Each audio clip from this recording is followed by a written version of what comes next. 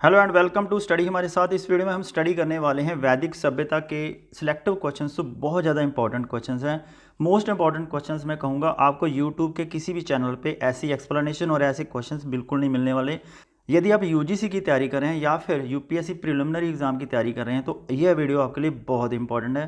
Video को पूरा देखिएगा। वीडियो अच्छी लगे तो वीडियो को लाइक करना, चैनल को सब्सक्राइब करना और साथ में जो बेल आइकन की घंटी है इसको जरूर दबा देना ताकि मेरी नेक्स्ट वीडियो का नोटिफिकेशन आपको मिल सके। वीडियो शुरू करने से पहले मैं आपसे एक बात शेयर करना चाहता हूं कि यूजीसी की तैयारी करने वाले स्टूडेंट्स हैं वो मैक्सिमम बार बार फेल क्यों होते हैं एग्ज़ाम में, क्या कारण रहता है उनके फेल होने का as compare to the UPSC students. क्योंकि यूपीएससी स्टूडेंट्स के पास जो अटैम्प्ट होते हैं बिल्कुल काउंटेड होते हैं। उनको पता होता है कि हमारे पास 3 अटैम्प्ट हैं, 4 अटैम्प्ट हैं, 2 अटैम्प्ट हैं, बाकी बचे। तो उसी प्रकार उनकी स्ट्रैटेजी, उनकी प्लानिंग बनती है ताकि वो फोकस करके स्टडी करें। कोशिश करना होता है उनका कि इस समय इस बार हमने निकालना ही निकालना है टेस्ट। तो यूजीसी की तैयारी करने वाले जो स्टूडेंट हैं उनके पास सबसे बड़ी विडंबना यही रहती है कि हमारे पास मैक्सिमम अटैम्प्ट होने के कारण जो यूजीसी के स्टूडेंट्स हैं ना वो तैयारी ही नहीं कर पाते, फोकस ही नहीं कर पाते। उनका बिल्कुल ध्यान ही नहीं रहता कि इस बार नहीं होगा तो नेक्स्ट टाइम कर लेंगे, नेक्स्ट बार नहीं होगा तो नेक्स्ट टाइम कर लेंगे। इसी चक्कर में वो अपने बहुत सारे अटैम्प्ट बेकार कर देते हैं और एक बार फेल हो गए, 2 बार फेल हो गए, तीसरी बार फेल होने के बाद एक प्रेशर बिल्ट होता जाता है दिमाग के ऊपर कि 3 बार फेल हो चुके हैं, ये हमसे नहीं होगा, ये तो हम कर नहीं पाएंगे। इसी कारण हम आगे और फोकस ही नहीं कर पाते। तो यदि आप यूजीसी की तैयारी करने वाले स्टूडेंट हो तो प्लीज़ अटैम्प्ट आपको एक ही चाहिए इसको क्लियर करने के लिए, उसी के लिए आप प्रेपरेशन करिए। एक अटैम्प्ट बहुत होता है। आपने यदि पूरी तैयारी के साथ किसी एक अटैम्प्ट को कंप्लीट कर लिया, पूरे प्रेपरेशन के साथ सिलेबस को पूरा सिलेबस को पढ़ लिया, पूरी बुक्स को पढ़ लिया और पूरी तैयारी कर ली, previous year question paper attempt कर लिए, सब कुछ कर लिया, तभी आप इसको आराम से कर पाएंगे। सबसे ज़्यादा होता है कि आप फोकस करके पढ़ाई करें, पूरी तरह बिल्कुल फोकस्ड रहें, तभी इस एग्ज़ाम को क्लियर कर पाएंगे। अदरवाइज़ एग्ज़ाम आगे आगे पोस्टपोन होता जाएगा और आपके अटैम्प्ट बढ़ते जाएंगे, प्रेशर बिल्ट होता जाएगा। तो मेरा नाम है देवेंद्र सिंह। यदि आपको इस वीडियो का पीडीएफ चाहिए तो आप मेरे टेलीग्राम चैनल को ज्वाइन कर सकते हैं। करना कुछ नहीं है, सीधा टेलीग्राम ऐप पे जाना है, वहाँ पर जाके सर्च करना है स्टडी हमारे साथ। ये मेरी यूनिक आईडी है। आप इसको स्टडी के बाद स्पेस डाल लेना हमारे साथ। वहाँ पर ज्वाइन करने के बाद आप पीडीएफ डाउनलोड कर सकते हैं जो बिल्कुल फ्री ऑफ कॉस्ट है। तो चलिए शुरू करते हैं। आज का पहला क्वेश्चन है, निम्नलिखित में से कौन उत्तर वैदिक काल में आर्य संस्कृति के धुर क्षेत्र समझे जाते थे। ऑप्शन ए है अंग, मगध, बी ऑप्शन मगध विदेह, सी ऑप्शन है कुरु और पंचाल, डी ऑप्शन है मत्स्य और सूरसेन। वैदिक काल भी 3 हिस्सों में बांटा हुआ था, प्री वैदिक ईरा, वैदिक ईरा और आफ्टर वैदिक ईरा। जो ये उत्तर वैदिक काल है इसमें जो समझे जाते थे ये थे कुरु और पंचाल। बात करते हैं कुरु की, तो कुरु 16 महाजनपदों में से एक था। एक तो ये याद रखिए, हरियाणा का एरिया या फिर दिल्ली, जमुना नदी, जो जमुना नदी का एरिया है ना, सभी का सभी जो एरिया कुरु महाजनपद के नीचे आता था। इसकी राजधानी थी इंद्रप्रस्थ। जो आजकल दिल्ली है ना, दिल्ली का पुरातन नाम था इंद्रप्रस्थ। राइट, ये तो आपको याद रहना चाहिए क्योंकि ये बहुत इंपॉर्टेंट है। यहाँ पर माना जाता है कि यहाँ पर युधिष्ठिर का राजसूर्य यज्ञ हुआ था। आपने महाभारत में देखा होगा, युधिष्ठिर का जो राजसूर्य यज्ञ था यहाँ पर ही संपन्न हुआ था और श्री कृष्ण जी ने रुक्मिणी का जो हरण किया था या फिर उसके साथ विवाह किया था वो भी कुरु महाजनपद की ही घटना मानी जाती है। राइट, बात करते हैं पंचाल की, तो पंचाल भी 16 महाजनपदों में से एक था। राइट, और पश्चिमी उत्तर प्रदेश, बरेली, बदायूं और फर्रुखाबाद ज़िले जो है ना ये उस समय पंचाल एरिया के नीचे पड़ते थे। यह कानपुर से लेकर वाराणसी के बीच में गंगा के मैदान में फैला हुआ एरिया था। राइट, इसकी 2 शाखाएं थी, एक तो थी उत्तरी पंचाल जिसकी राजधानी थी अक्षित्र और दूसरी थी दक्षिणी पंचाल जिसकी राजधानी थी कामपिल्ले। पांडवों की पत्नी द्रौपदी को पंचाल की राजकुमारी होने के कारण पंचाली भी कहा जाता था। आपने महाभारत में इसके बारे में सुना होगा। राइट, तो यहाँ पर ऑप्शन हो जाता है ऑप्शन सी, कुरु एंड पंचाल।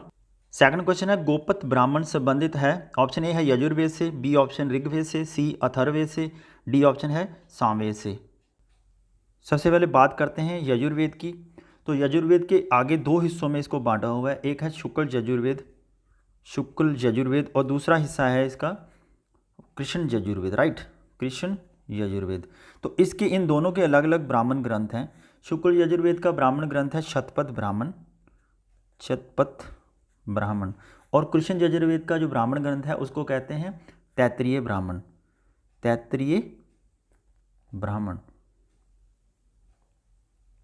राइट, तो यहाँ पर ये तो गोपत ब्राह्मण से संबंधित नहीं है, यहाँ पर ऑप्शन ए क्लियर हो जाता है। आगे बात करते हैं ऋग्वेद की। ऋग्वेद के 2 ब्राह्मण ग्रंथ हैं, एक है ऐत्रेय ब्राह्मण, दूसरा है कौशितकी ब्राह्मण। तो कौशितकी ब्राह्मण को आगे इसका और एक प्राचीनतम नाम है जिसको कहते हैं शंखयान ब्राह्मण। याद रखना, यदि कौशितकी की जगह पर शंखयान लिखा आ जाए तो ये भी ऋग्वेद का ही ब्राह्मण ग्रंथ माना जाएगा। अथर्ववेद के ब्राह्मण ग्रंथ है उसको कहते हैं गोपथ ब्राह्मण, राइट। इसका एक ही ब्राह्मण ग्रंथ है जिसका नाम है गोपथ ब्राह्मण, यहीं पर इसका ये राइट आंसर है। तो सामवेद के 5 ब्राह्मण ग्रंथ हैं, याद रखना। एक है पंचविश ब्राह्मण ग्रंथ, दूसरा है षड्विश, तीसरा है वंश ब्राह्मण ग्रंथ और चौथा है सामविधान ब्राह्मण ग्रंथ। और पांचवा जो बहुत इंपॉर्टेंट है, जो बार बार एग्जाम में पूछा जाता है, वो है जैमिनीय या फिर तलवकार ब्राह्मण ग्रंथ, राइट।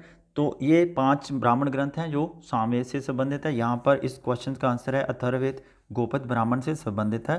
थर्ड क्वेश्चन है निम्नलिखित में से वैदिक साहित्य का सही क्रम कौन सा है। वैदिक साहित्य किस क्रम में लिखा गया था। तो सबसे पहले है वैदिक संहिताएं, ब्राह्मण, अरणायक या उपनिषद।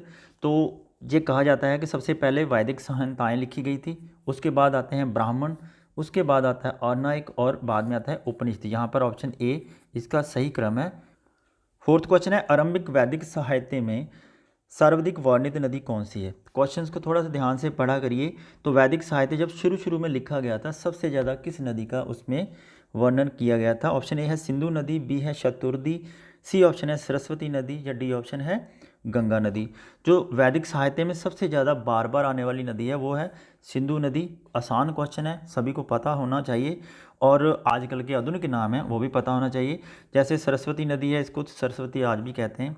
शतुर्दी को हम सतलुज कहते हैं, ठीक है, सतलुज, ये याद रख लेना, कई बार मिलान में पूछा जाता है। यहाँ पर ऑप्शन ए इसका राइट आंसर है। फिफ्थ क्वेश्चन है सूची 1 को सूची 2 से सुमेलित कीजिए तथा सूची 1 के नीचे दिए गए कूट से सही उत्तर का चयन कीजिए। सूची 1 में वैदिक नदियां हैं, सूची 2 में आधुनिक, उनके नाम। सबसे ऑप्शन ए में है कुंभा, बी है परशुणी, सी है सदानीरा, डी है शतुर्दी। तो आपको इसका ऑप्शन मिलान करना है, आगे इनके पुरातन नाम दे रखे हैं, आधुनिक नाम बताना है हमने इनका कौन सा है। तो मैंने अभी पीछे क्वेश्चंस में आपको बताया शतुर्दी को कहते हैं सतलुज, ये सीधा यहाँ पर इसके साथ मिलान हो जाएगा। परशुनी का नाम है आजकल का रावी दरिया जो है वो परशुनी माना जाता है।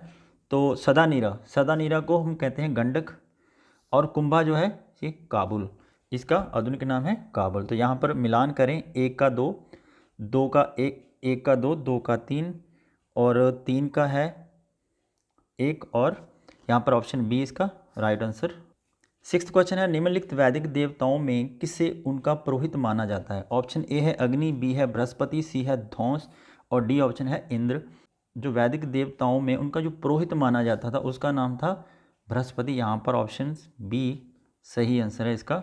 सेवंथ क्वेश्चन है शतपथ ब्राह्मण में उल्लेखित राजा विदेह माधव से संबंधित ऋषि थे। ऑप्शन ए है ऋषि भरद्वाज, बी ऑप्शन ऋषि वशिष्ठ, सी ऑप्शन है ऋषि विश्वामित्र, डी ऑप्शन है ऋषि गौतम राहुगण।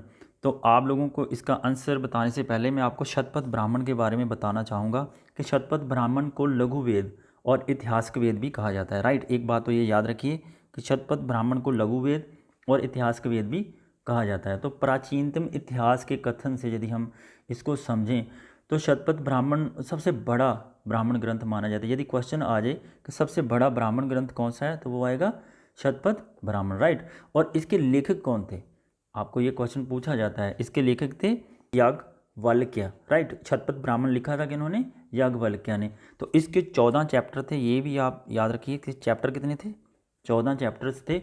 इसमें याज्ञवल्क्य के द्वारा मैत्री संवाद, विदेह माधव की कथा और पुरुष मेघ यज्ञ का वर्णन इसमें किया गया है, राइट। आपको ये याद रखना कि विदेह माधव की जो कथा है, जो क्वेश्चन में पूछा गया है, ये राजा विदेह का माधव संबंधित किससे था, वो तो शतपथ ब्राह्मण से था ही, लेकिन इसके लेखक कौन थे, याज्ञवल्क्य, राइट। तो ये यहाँ पर क्वेश्चन का जो आंसर पूछा गया है लेखक किससे संबंधित ऋषि थे, ये थे ऋषि गौतम राहुगुण से, ये भी इसी में वर्णन किया गया है, राइट। इसका राइट ऑप्शन है ऑप्शन डी ऋषि गौतम राहुगुण।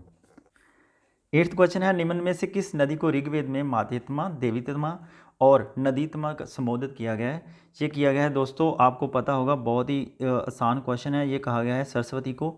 सो मैक्सिमम टाइम जिनका नाम लिया गया, जिनकी पूजा की जाती थी ऋग्वेद में, वो की जाती सरस्वती नदी की। तो यहाँ पर राइट ऑप्शन है ऑप्शन बी सरस्वती नदी। यहाँ पर 4 ऑप्शन और हैं, सिंधु, विस्ता और यमुना।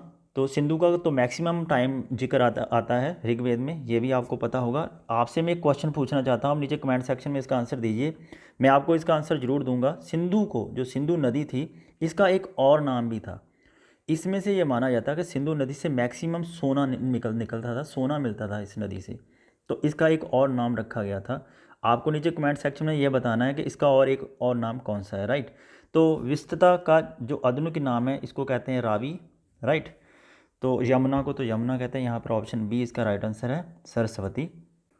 9th क्वेश्चन है, उस जनजाति का नाम बतलाइए जो ऋग्वैदिक आर्यों के पंचजन से संबंधित नहीं है। यहाँ पर नहीं पर ध्यान जरूर देखना है, क्योंकि नहीं पूछने के ऊपर क्वेश्चन का आंसर हमें वो बताना है जो इसमें नहीं है। कई बार ऐसे ही क्वेश्चंस कंफ्यूज कर जाते हैं और गलत हो जाते हैं। ऑप्शन ए है यदु, बी ऑप्शन है पुरु, सी है तुवर्स और डी ऑप्शन है टिकट। तो राइट ऑप्शन इसका है, क्योंकि यहाँ पर 3 तो दे रखे हैं उन्होंने, चौथी जो है नहीं है, ये नहीं है जो किकट थी, ये इनका जो ऋग्वेदिक आर्यों के पंचजन से संबंधित नहीं था। तो क्वेश्चन तो ये इसका राइट आंसर हो गया डी। लेकिन कौन थे 5 और कौन थे, जो 3 तो दे रखे हैं, 5 और कौन सी ऐसी जनजातियाँ थी जो इनके पंचजन से संबंधित थी। तो एक तो थी अनु, आप लिख लेना, याद कर लेना, क्योंकि पूछा जाता है, एक बार यूजीसी में ये क्वेश्चन पूछा जा चुका है।